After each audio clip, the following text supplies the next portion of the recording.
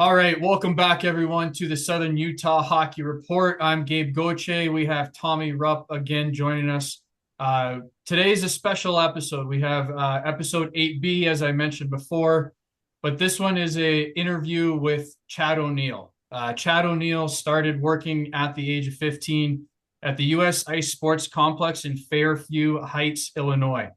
He grew up playing hockey for the Southern Illinois Ice Hawks and then also played 4 years of high school hockey and then also junior B in Minnesota. After spending some time working in a pro shop, Chad became the head equipment manager for the Junior A St. Louis Bandits of the North American Hockey League. For 2 seasons there, they won the Chuck Robinson Cup in '08. Following that, Chad got the call up. So he joined the St. Louis Blues in the National Hockey League as the assistant equipment manager, working with them for 6 years from 2011 to 2017. After leaving the Blues, Chad created Skate Tech, which is a skate sharpening and equipment repair shop, while also still being the head equipment manager for the Car Shield AAA hockey program and also working with Maryville University Saints. So a lot of stuff here, Chad. I appreciate Yeah, you jumping on. Thank you yeah, for for sure. taking your time. Absolutely. So let's jump right into it. Being an equipment manager, what is an equipment manager and what entails that position? Um, Basically we're professional babysitters. We do everything, everything that your parents did as a kid, packing your bag and doing your laundry and getting your skates sharpened and all that stuff. That's pretty much what we do.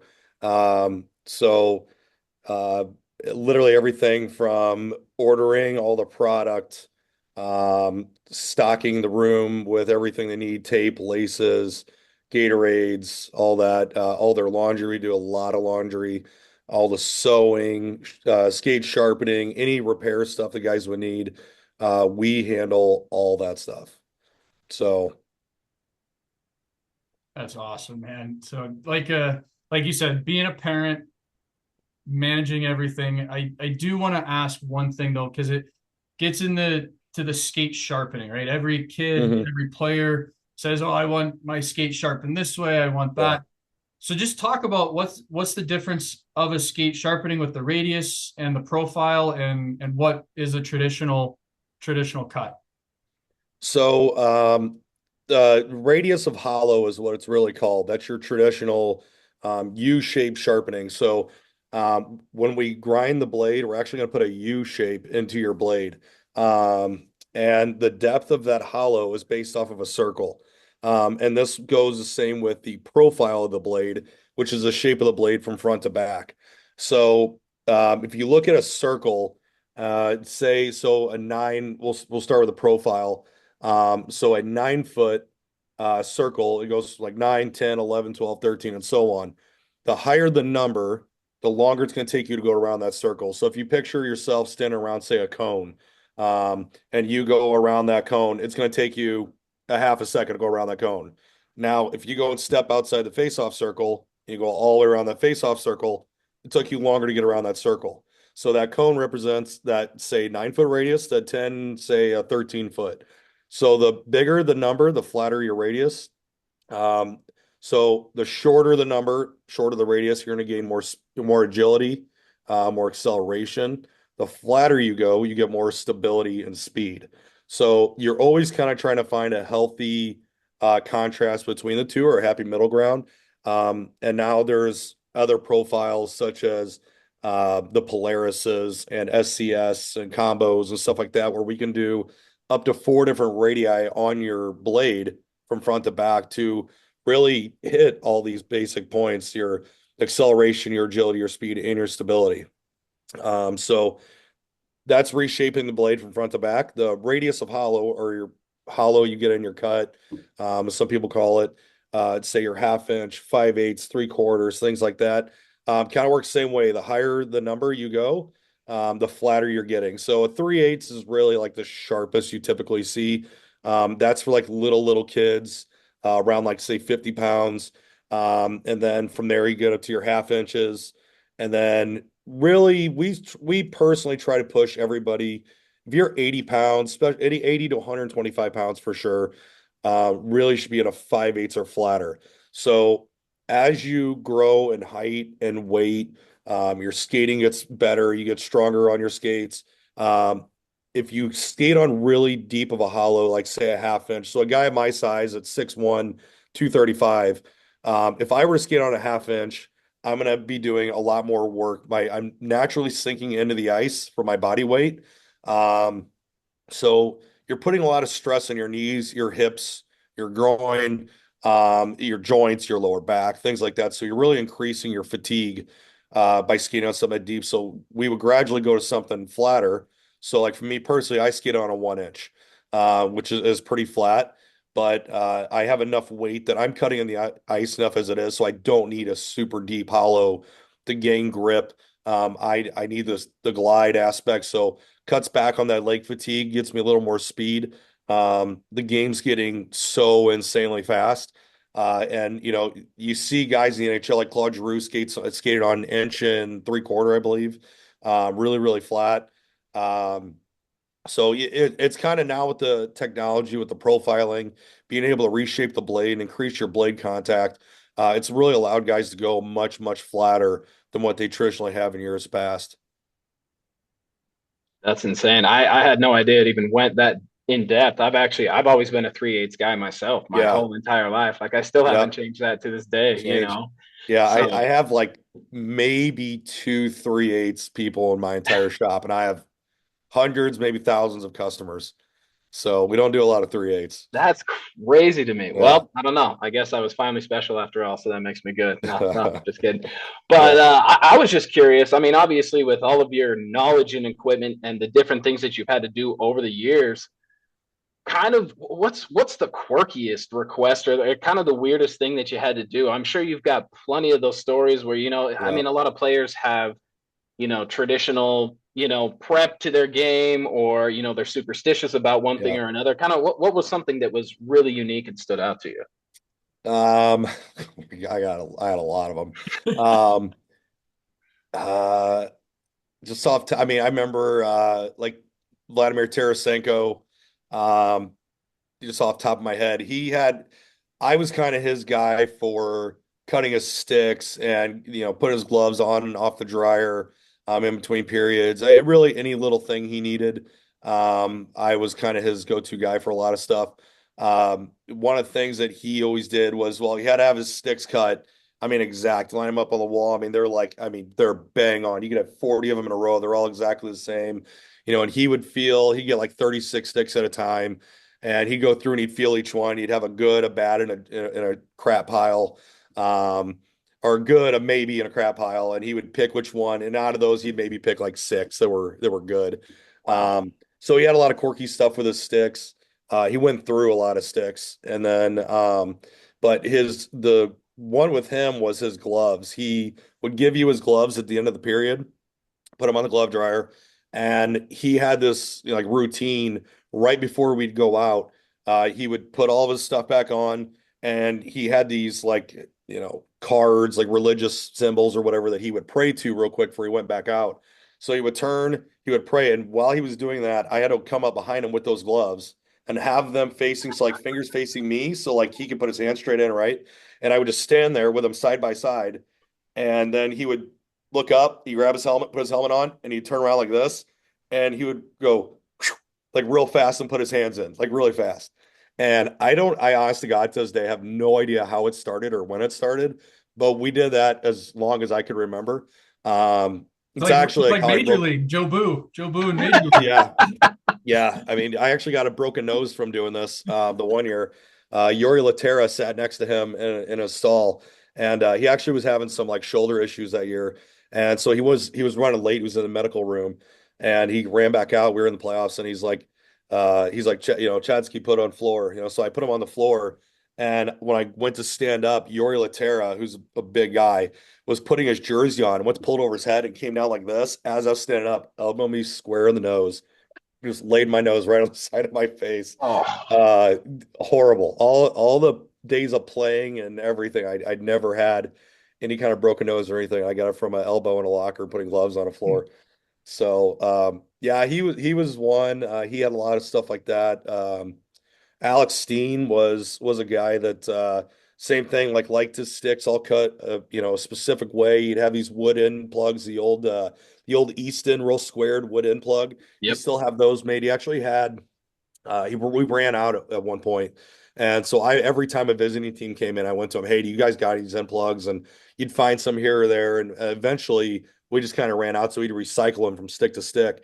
And I remember he came in to training camp the one year and he sits his bag down. You just hear all these like pieces of wood rumbling around in his bag. And we're like, what is that? He goes, oh, these are so awesome. And he opens the bag up and there's like hundreds of hand carved wood end plugs in his bag that some woodworker over in Sweden had made for him, specifically for him.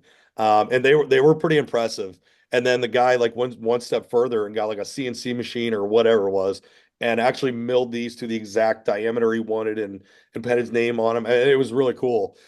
So stuff like that, just weird, quirky things. I mean, I'm What sure I could about think of something what about else skate stupid, but sharpenings? Like, so I remember when I was playing, guys would get their skate sharpened after every warm up, yeah. after every period. Like, Hmm. talk about some of the guys that had those kind of rituals of skate sharpenings. Yeah, I mean, pretty much every guy's going to get their skates done before or after pregame skate. Um, and we did that every game day. And then on practice days, we go through, check all the skates, and any of them that were bad, we'd swap them out and or redo them or whatever. So the interchangeable blade was the greatest thing ever because 100%. again, you had like Alex Steen, who he was a phenomenal skater, very, very underrated skater. His control, the things he could do with his feet was unbelievable. So when he'd go in a corner, he would work a lot with his feet, and he would tear his blades up. Well, he was one of the few guys that didn't want to change right away. He selected that old holder with a bolt in it. So in order to sharpen those, you got to take the skate off. And the problem with that was we would have to do this in between in between shifts, and he's like our power play guy, and he was like our go-to guy for a lot of stuff. And so he comes off, and all of a sudden, like we're on a power play, and you got Ken Hitchcock yelling at you, where's Steiner? And you're in the back, and he's a guy that can't just take his skate off. He has to get completely undressed because it's like a feel thing, right? Like Right. he feels lopsided. So he would get completely undressed to take one skate off. So it could take him 5 minutes just to get his stuff back on to get back out on the bench, even though it only took us a minute or so to get his skate done. But yeah, there's a lot of stuff like that where, we had Jay Bomeister was a guy that, I mean, he was every single period. He Right. was getting his skates resharpened and or swapping his blades out. But yeah, I mean, every guy had at least 3 sets of steel when I was there in the early stages. Some guys like Alex Petrangelo and Bomeister had 6. Um, I mean, now like Toronto Maple Leafs, I think every guy's got like 21 sets of steel now. I mean, Right. it's wild. No, it seems to be super common in the way that it advances now these days. And I can only imagine how particular players are, even in the Yeah, short amount of time that I've been out of the game. But yeah, you bring up Ken Hitchcock. And anytime you get a chance to work that guy into a conversation, I'm yeah, always going to do that. Obviously, you having boots on the ground and being in the locker room with all the boys and everything like that, you got yeah. to have some good Ken Hitchcock stories that you can share. Is any off the top of your head that come to mind? Um, yeah, it's funny. As long as I worked with him, he was like his knowledge of the game is so insane, and you talk to anybody, there's guys that absolutely hated him because he's hard on guys and stuff. Sure. But if you ask any of those guys, like away from Hitch, I'll tell you he's one of the best coaches, if not the best that they've ever worked with. So there's a lot of respect for him. I had a lot of respect for him. He was great to me. I didn't think he liked me for the longest time because he would always like I was cutting sticks for Vladdy in the hallway in Pittsburgh one day, and like this hallway is like narrow, and everything just echoes. And you get songs like it's real loud, and their coach's office is right there, and I'm cutting these sticks, and he's like, Chad, like, yeah, Hitch. He's like, take that saw and shove it up here, whatever. And I'm like, all right, Hitch. Yeah, cut another one. He's like, I'm serious, damn it. And so I walk in, I go, don't worry, Hitch. I'll tell your leading goal scorer that he can't play tonight because I can't get his sticks cut because coach doesn't want me to. And he's like, well, hurry up. So I go in the other room and the other coaches, Ray Bennett and Brad Shaw, are just cracking up laughing. And I'm in the hallway and now I'm going as slow as I can. Just pissing him off. And but he was so like he was a great guy. He's a great storyteller. We had Scott Gomez for a cup of coffee. I talk about that guy is a absolute gem. Um, he was one of my favorite guys I ever got to work with, and it just a short amount of time. But him and Hitch went at it a few times. I remember the one where he's coming in and he liked to carry the puck in the zone, and Hitch is yelling, "Get the puck deep, Gomer, get it deep."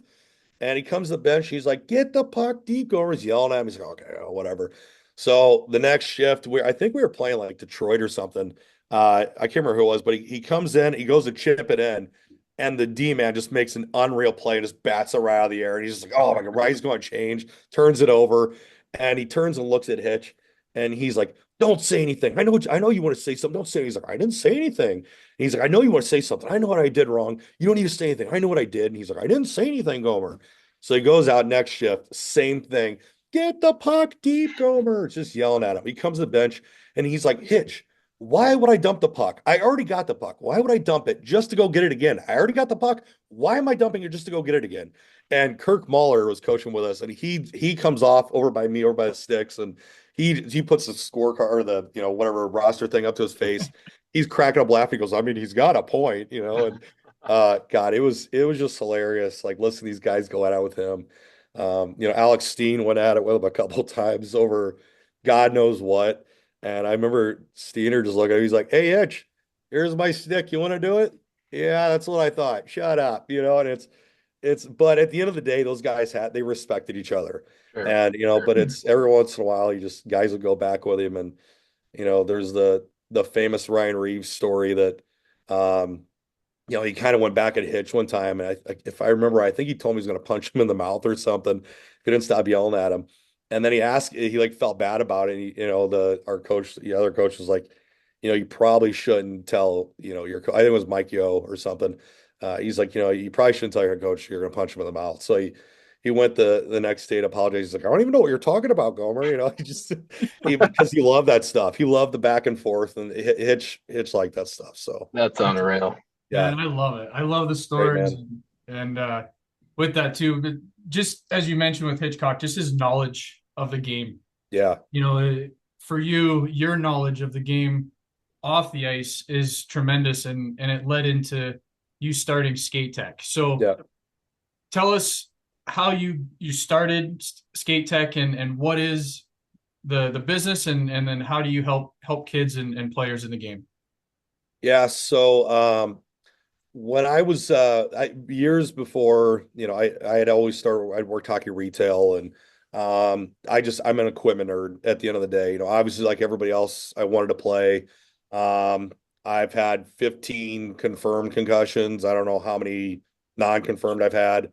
And it was like 15 every time. concussions you remember not remembering, right? Yeah, exactly. And it's like, every time my last 2 years, I went to sign with a couple like minor pro teams, and like literally like the day before, I get another concussion, and I gave it up. And I got into the retail stuff, or stayed in retail, got into equipment, but I always kept working retail on the back end, just because I really enjoyed playing with equipment all day, but I just always liked that relationship with the customers.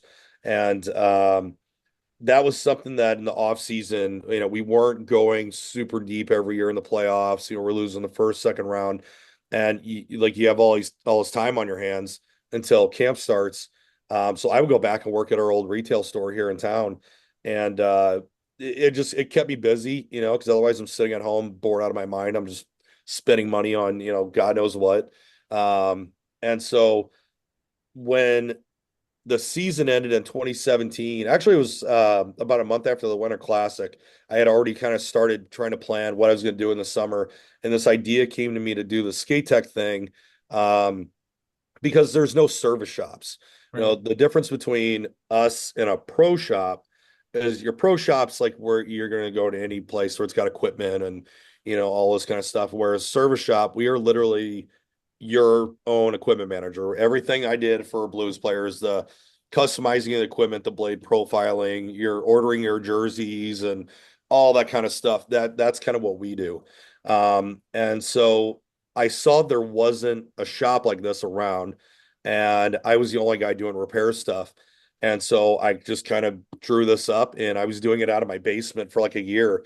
And I mean, I got to the point where I was like, I'm gonna do this full time, I think. And I talked to my buddy, and he kind of helped me out. He was a good business guy, so he kind of gave me some pointers. And I said, he's like, "What do you want to do for numbers?" I'm like, "Well, based off of what I did before, I'm not in a retail setting. I'm out of my house." I said, "If I can do 500 pair of skates my first year, I'd be ecstatic. I mean, I'd do a Mhm. backflip." And it's funny because a year later, I looked at my numbers. I did over 5,000 pairs my first year out of my Wow. basement. Um, it was kind of insane. And that I had to get out of here and get a retail location because the whole neighborhood thought I was a drug dealer or something, I think, because I had people coming in at my house at just random times. But I got a retail storefront, and it just took off. And I never realized how much neither was like the out of town market just blew up. There's just not a lot of us around. So glove repalming was a huge thing. Like we can't even really repalm gloves anymore because there's such a high demand for it that we physically can't keep up. Right. So, I mean, in all seriousness, I have a really good handle on the shops around the U.S. And who's out there and who does what. And I think for service shops like me, there's probably less than 12 of us left in the US. I That's mean, and it's crazy. dwindling every day. There's three shops that I know of that have closed like in the last year or so, and it's crazy. Unfortunately, like the automated, I know like the Sparks sharpeners and stuff you guys see everywhere now. Unfortunately, they like really are putting shops out of business because they're cheap, and even though they don't do what we do, despite what they tell everybody, um, people are buying them, and they're not supporting those small shops anymore. So there's not many of us left, that's for sure. No, and that's actually really important that you bring that up because hockey is such a community.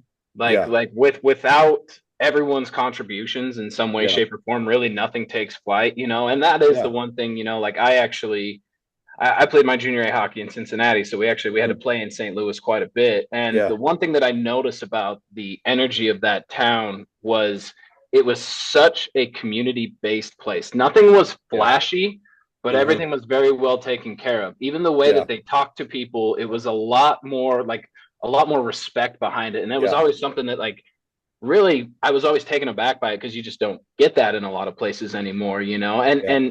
and speaking to some of the devices and technological advancements in the game, what are some of the things that you took away from your experience? I mean, obviously you did it at the highest level. So Yeah. you talk about that human touch. I think that human touch is way more important Yeah. than anything that can be digitally printed out or digitally Hmm. associated or, quote unquote, if more efficient. It's like, Yeah. speak to that art because it really is equipment managers all across the nation. It is an Yeah. art to what they do, and the It players is. have the trust in them, and you see that. So, kind of Yeah. talk to that just a little bit. Yeah.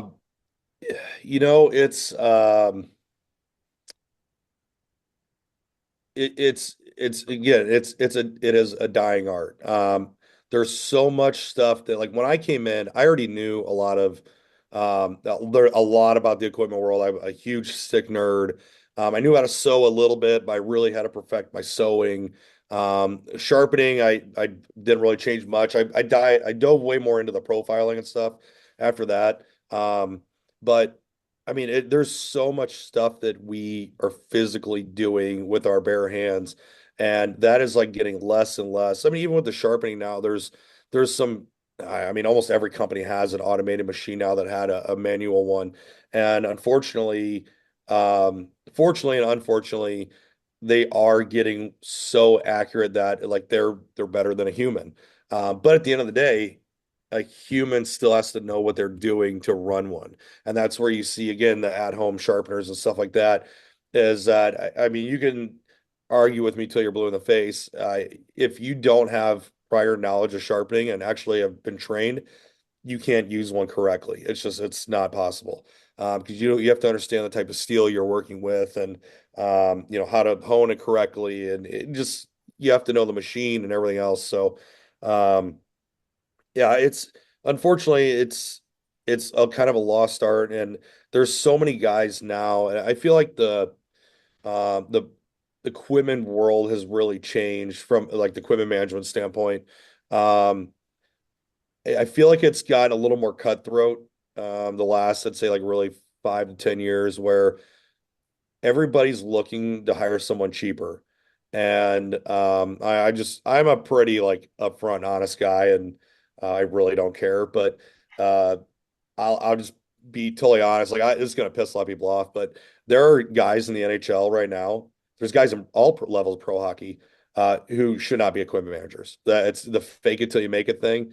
I 100%. mean, there's guys that I watched work with teams that's like, how did you get here? Like, it is absolutely insane. I have guys that work out of their garages that know more than some of these guys, and they get so stagnant now with like you're so busy at that level. There's so much to do on a daily basis, especially when you're in like the minors and stuff where you might only have one equipment guy or two. You don't have three, four, five guys.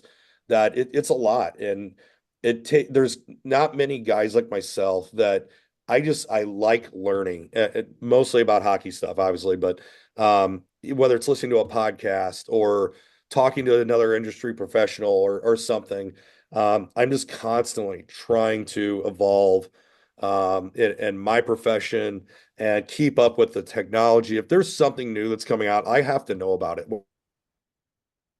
A sharpener, you name it. Like I need to know.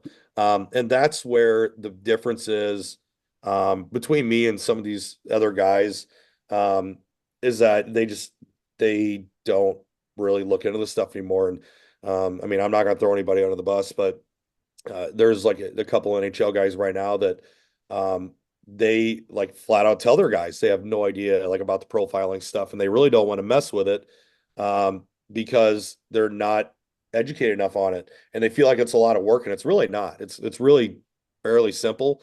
It doesn't take a long time to really understand it all and how it works and how to pick. I think it's hard for them to choose.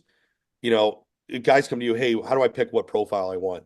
Well, honestly, like you kind of need a skate on it because there's like a gazillion different templates and they all do something very different. So like I spent a couple days this summer, I flew up to Montreal and went to the Elite Performance Factory, and went out and we tested like every profile template that they had. And you get to literally see and feel every single one of these. So anybody come to me and say, this is the type of player I am. This is why I like. Well, I'm like, well, I know exactly what you would like because I physically have skated on it. And I mean, let's face it, some of these guys probably haven't put skates on in 30 years. Right. Right. And so, unfortunately, it's getting to the point now where guys are looking for easy ways out to make their day easier and stuff like that. Um, and there's nothing wrong with that, but I feel like again it's a dying art, and some of these younger guys that are coming in are just in it for, they might be more in it for the money or hey, I get to say I'm in the NHL or something like that, but Same. I don't know that some of these guys really have a true passion for it. Right. Um, and again, that's probably going to upset some people, but I mean, that's just the truth. Sure. No, absolutely. And you touched on a few things, and one of the most important is the position, right? Yeah. And you've been in this position at the junior level, at the minors, and then also at the NHL level. And I've seen trainers at every or equipment guys at every Yeah. level as well too. Yeah. And like you said, there's some that are donkeys and some guys that are, Hmm. they know what they're talking about. One of the biggest things I've taken away from equipment managers is just being underappreciated and the time that you actually spend Yeah. to help these players. So talk about the time that actually is put into being an equipment manager for a junior or pro team, and then any advice that you would have for any upcoming equipment managers. So It's kind of varies at each level. Again, it just depends on what kind of help you have or how big your program is or whatever. So when I started in junior A in the NAHL with the St. Louis Bandits, um, they were semi low budget. We had like a Sherwood deal, so we had sticks, gloves, we had helmets, it just the basic stuff. But guys were responsible for their own check. You didn't have like an abundance of stuff you're ordering all the time. Um, time wise, you could work, most guys work a full-time job. They just don't pay a lot at that level. I mean, there's a lot of guys honestly do it for volunteer stuff just to get the experience and get their name out there. So a lot less time, really. It's more of the time on the bus, going from city to city and stuff like that than like physically being in the room. There's just less responsibilities, and that's as you go up, college and I'd say like the coast, American League, stuff like that. You're just slowly increasing your responsibilities, and then so like the NHL. So I actually, as being an assistant guy, I actually worked with a visiting team as well. So part of my job was when a team would come in, I would go pick up the visiting team from the airport, drive a big 16-foot quad cab box truck. I'd pick up the other equipment guys, load all their equipment onto the truck from the plane, go back, set up all their stuff in their room. And before they got there, usually I would have their locker room set up as well. So if they wanted any special food or, I always had like took pride in my coffee setup. Everybody likes their coffee in the morning. Make sure the coach's room is, immaculate. The medical guys got what they need. And so then you're helping them hang gear, you're doing their laundry. And then, on our end, you're usually at the rink on, like, say, a practice day. You're there 7 o'clock at probably the absolute latest. And typically you have most of your stuff, if not everything, done the night before. So you're not coming in and got 50,000 things to do. And the guys slowly start trickling in, probably around 8 or so. Um, and then you're grinding throughout the day. You're any little needs that they need, anything they want to tweak with their equipment. You're following up. You got stick reps or equipment reps that are coming in town. They may be in and out of the room. You're coordinating with them, with players. So take a look at stuff, sewing socks and jerseys for maybe the game before, sharpening all the skates, more laundry. You're doing laundry like all day long.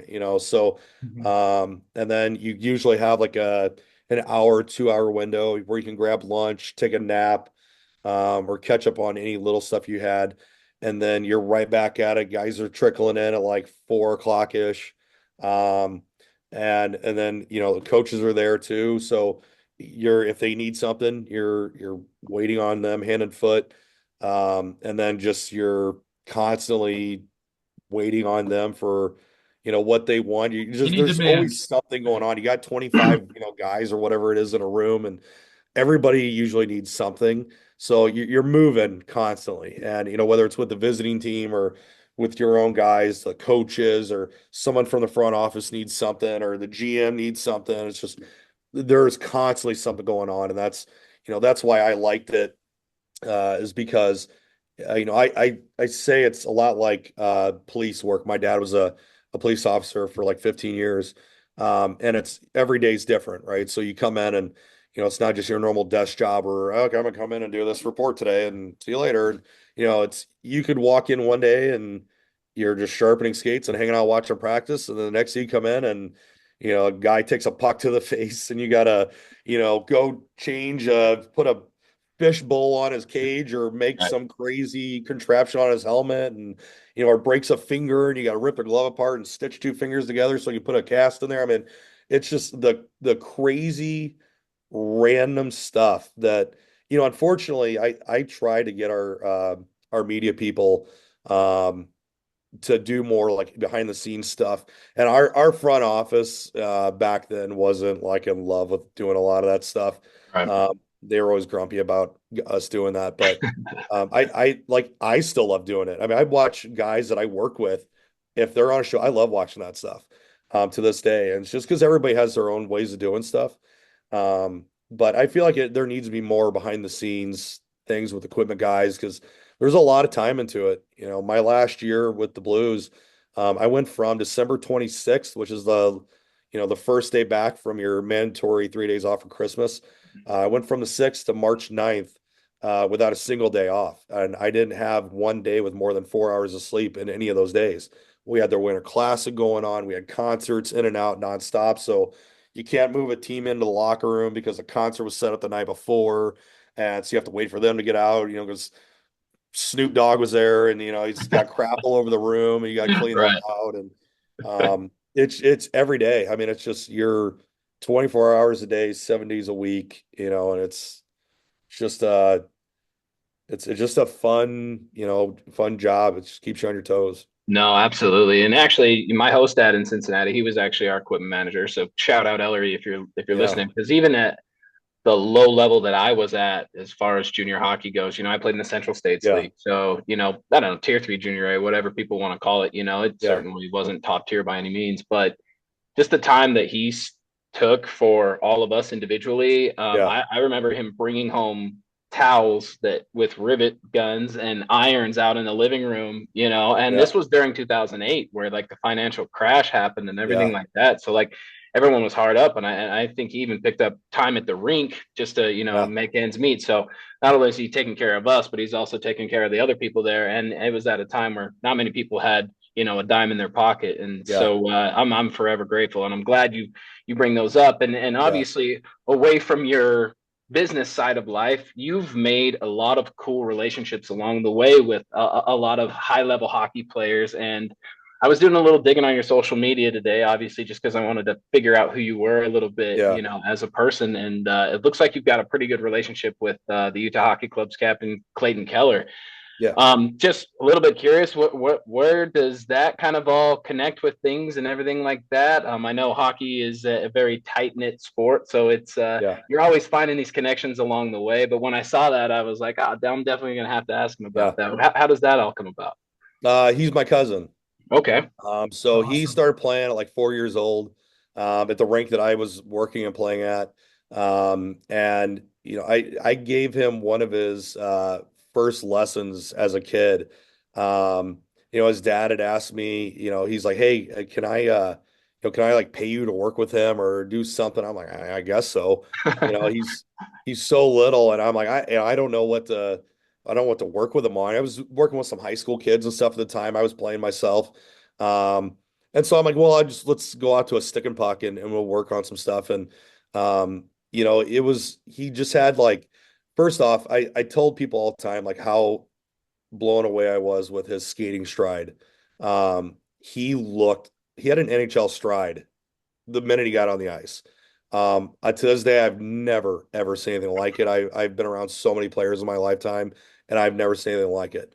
And I start giving him a couple little things to do, and he's doing them, and he's like, how do you like get around a guy? And I say, oh, here for you, chip the puck off the wall and do this, and you show him one time, and you try it once, you mess up, you do it again, and he got it the second time, and then he just did it, and then he's like, how do you go like top shelf? He like barely lift the puck. Now it's like you gotta do this, open your blade. I'm kind of showing him, and he shoots a couple pucks, and I get like a little bit off the ice, and all of a sudden he just rips one like right off the crossbar. I'm like, yeah, like that, and then he just did it again, and I'm like, I have to tell this kid one time, and he could just do it. It was just like he was so driven. I worked, so we did that twice. And then I told his dad, I was like, well, you gotta take him to like a legit camp. Like, I don't know what to teach him, and he clearly has potential. So he started working, doing some camps around town, and he was such a natural. And it's funny because I tell a story all the time. One of my buddies, he's an equipment rep, was with CCM for years, and he's with Bauer now. And we met each other at a pretty young age, and I said, "Hey, you need to get my cousin in some CCM stuff." At that time, he was playing for the AAA Blues with Trent Frederick and Logan Brown and Kachucks and all that kind of stuff. And he's like, "Oh yeah, yeah. What team? What junior team's he with?" And I was like, "Oh no, no, he's playing AAA." He goes, "Oh yeah, who is it?" And I told him, and he goes, "Oh okay." And I said, "Yeah, he's gonna be in the NHL." Or sorry, he wasn't even with AAA yet. He was actually still in his youth program. And I was like, yeah, he's me in the NHL. And he's like, okay, how old is he? He's 8. And he just starts cracking up laughing. He's like, oh, okay, buddy. And I was Yeah. like, I'm serious. I was like, I'm not just saying this because I'm related to him, but he just has it. You Like can see it. I could see it. Yeah. Yeah.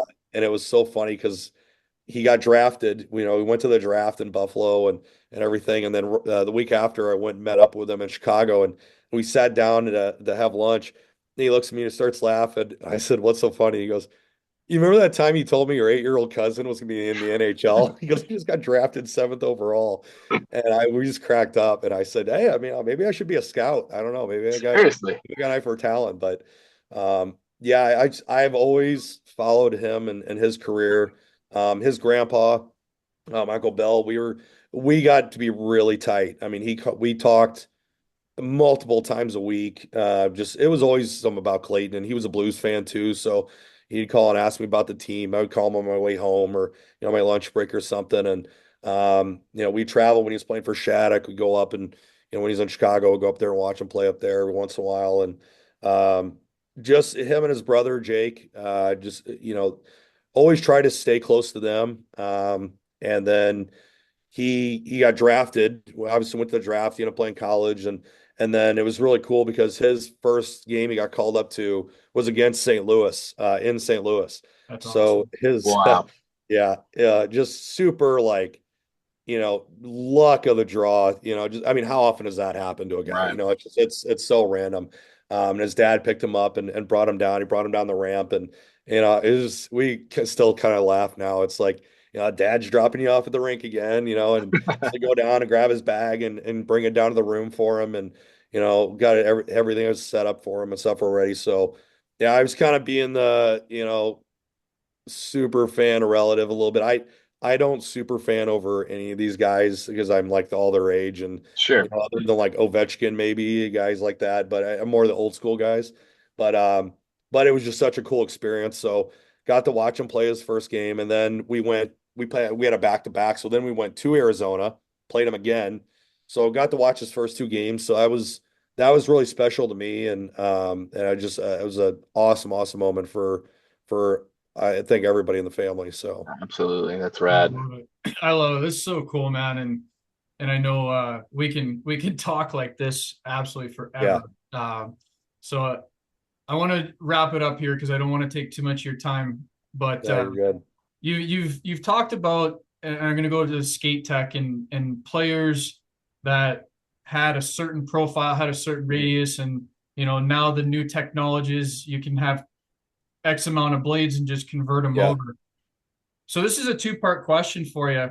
One, is there any talk of skate tech expanding to have more of that attention to detail? Mhm. And then two, do you even take like special orders? Like, can people ship you blades to get professionally done? Yeah, there's actually been talks. Uh, actually, Clayton's dad, a couple years ago, we were at the All-Star game in Vegas out to dinner, and his dad chatted me up for like an hour about, trying to get me to move to Vegas and put a shop out there. And, because there wasn't really nothing out there at the time. And we're constantly exploring options. We're looking to do a second location here in St. Louis. We've been trying to do it for a while, and just every time like something happened, we had COVID happen, and then I moved into my new location here, and something else happened. So we're getting there. We're trying to open up a bigger location, and maybe offer even more services than what we do now. Um, we've entertained the idea of doing something out of state. Um, someone actually asked me like, would you do something in Utah? Because again, like there's going to be a need for it. Especially Right. I'm like a huge fan of this owner, like the Smiths. I've never met him. I don't know him, but I've seen so many interviews, and I mean, I fully believe that they're going to be able to take this hockey thing and just run with it out there. Just seem like great people. So that's something that maybe we'll entertain. Obviously, we'd have to find the right people. I'm tough to work for because I don't have that like three strikes you're out rule. It's like one strike you're gone. Right. Like he just Yep. I am super OCD with how we do things, and just very, very heavy attention to detail type stuff. So yeah, we're looking to do something. We do a lot of mail-in stuff right now. Yeah. Actually, our mail-in services really ramped up last year and this year. You can go to our website, skatetechsharpening.com. We do blade profiling, sharpening, minor repair work. Even if it's not on there, just shoot us a message. We do a lot of mail-in repairs and things like that. We do, I've got a couple teams out of town. We do uniforms for jerseys, apparel. So we're working with teams literally all over North America. So I sent stuff out today to California, one guy to Arizona, a guy up in Canada, and another guy in Louisiana. So we're all over the place. That is That's bad. awesome. Yeah, That is awesome. Yeah. So, well, again, thank you for your time, Chad. Yeah, absolutely. This has been amazing, and we'll definitely have another episode with you Yeah. coming here shortly. But just want to thank everyone for watching. Don't forget to like the video, subscribe to the channel, and also share this video, because that was one of the things too that we were talking about, is just the knowledge, the education, and we have a lot of great information here provided by Chad. So again, thank you for watching Southern Utah Hockey Report. I'm Gabe Goche, Tommy Rupp. Thanks for watching, guys. see you at the rink. Thanks.